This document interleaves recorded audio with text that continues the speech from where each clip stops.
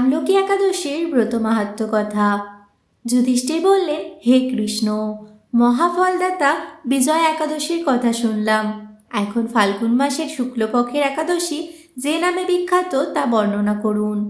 শ্রীকৃষ্ণ বললেন, হে মহাভাগ যুধিষ্ঠির, মান্ধাতার প্রশ্নের উত্তরে মহাত্মা বশিষ্ঠ এই একাদশীর মহিমা কীর্তন করেছিলেন। আপনার কাছে এখন আমি সেই কথা বলছি। এই একাদশীর নাম আমলকি। বিষ্ণুলোক প্রদানকারী রূপে এই একাদশী বিশেষভাবে মহিমান্বিত। একাদশীর দিন আমলকি বৃক্ষের তলে রাত্রি জাগরণ করলে সহস্র গাভীদানের ফল লাভ হয়। হে পাণ্ডুনন্দন, পূর্বে ব্রহ্মার রাত্রিতে দৈনন্দিন প্রলয় উপস্থিত হলে স্থাবর জঙ্গম সহ দেবতা, অসুর ও রাক্ষস সব কিছুর বিনাশ হয়। তখন ভগবান সেই করণ সমুদ্রে অবস্থান করেন। তার মুখপদ্ম থেকে চন্দ্রবর্ণের এক বিন্দু জল ভূমিতে পড়ে। সেই জলবিন্দু থেকে একটি বিশাল আমলকি বৃক্ষ উৎপন্ন হয়।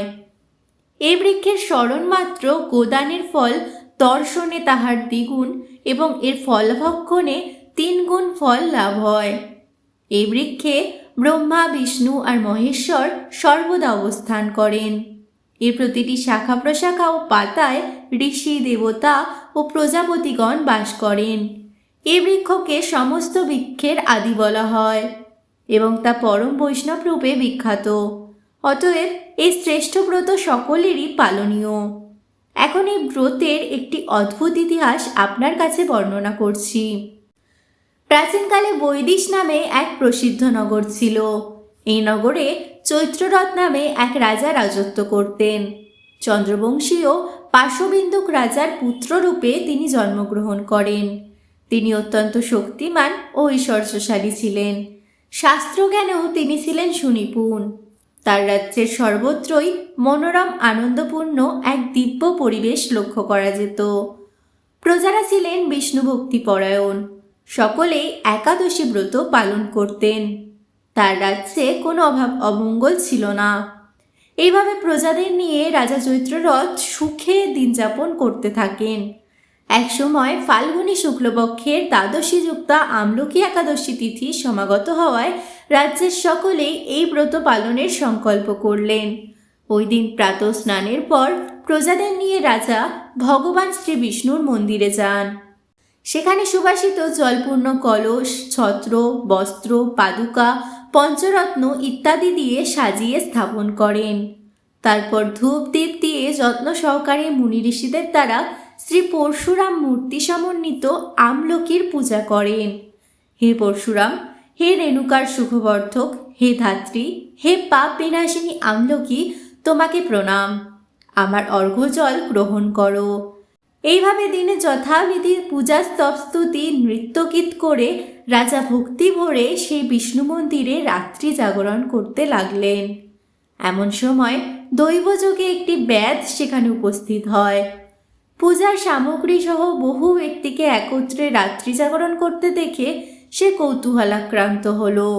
সে ভাবল, এসব কি ব্যাপার। বিষ্ণু মন্দিরে প্রবেশ করে সে বসে পড়ল। কলসের উপরে স্থাপিত বিষ্ণু মূর্তি দর্শন করল। ভগবান বিষ্ণু এবং একাদশীর মাহাত্ম্যও সে মনোযোগ দিয়ে শুনল। সারাদিন ওই ব্যাধ কিছুই আহার করেনি। এইভাবে ক্ষুধায় কাতর হয়ে সেখানে সে রাত্রি জাগরণ করল। পরদিন প্রজাসহ রাজা নগরের দিকে যাত্রা করলেন। সেই ব্যাধও তার গৃহে ফিরে গেল। এরপর এক সময় ব্যাধের মৃত্যু হলো। একাদশীতে রাত্রি জাগরণ ব্রত প্রভাবে সেই ব্যাধ পরবর্তী জন্মে এক রাজ্যের অধীশ্বর রূপে নিযুক্ত হলো। জয়ন্তী নামে এক নগরী ছিল। সেখানে বিদুরথ নামে এক রাজা বাস করতেন। ওই ব্যাধ বিদুরথ রাজার মহাবলী পুত্র রূপে জন্মগ্রহণ করেন। তার নাম হয় বসুরথ। 1,00,000 গ্রামের আধিপত্য তিনি লাভ করলেন। তিনি ছিলেন সূর্যের মতো তেজস্বী, চন্দ্রের মতো কান্তিমান ও পৃথিবীর মতো ক্ষমাশীল। বিভিন্ন সদ্গুণে ভূষিত বসুরথ পরম বিষ্ণুভক্তি পরায়ণ হন। এই মহাদাতা রাজা একবার শিকার করতে গিয়ে পথ ভুলে যান। গভীর জঙ্গলের মধ্যে ক্ষুধায় পীড়িত হয়ে তিনি ক্লান্তিবশত শুয়ে পড়েন। এমন সময় কতগুলি পর্বত নিবাসী রাজার কাছে এসে নানাভাবে উৎপীড়ন করতে থাকে। রাজাকে তাদের শত্রু মনে করে তারা তাকে হত্যা করতে চেষ্টা করে। পূর্বে এই রাজা আমাদের পিতামাতা পুত্রপৌত্র সবাইকে মেরে ফেলেছে, আমাদের গৃহ ছাড়া করেছে।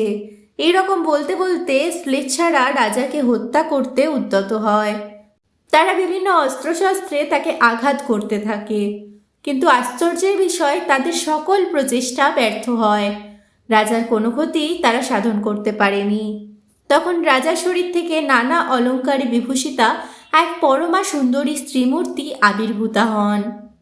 মহাশক্তি ধারিণী ওই নারী অল্প সময়ের মধ্যেই সকল পাপী শ্লেষ্ছকে নিধন করল। রাজার নিদ্রা ভঙ্গ হল। এই ভয়ানক হত্যাকাণ্ড দেখে রাজা অত্যন্ত বিস্মিত হলেন। তিনি বলতে লাগলেন, আহা, আমার শত্রুদের হত্যা করে কে আমার প্রাণ রক্ষা করলো? এমন কৃপালু কে আছে? আমি তার প্রতি আমার কৃতজ্ঞতা প্রকাশ করছি। এমন সময় দৈববাণী হলো, ভগবান কেশব ব্যতীত শরণাগতকে রক্ষা করবার আর কে আছে? তিনি শরণাগত পালক।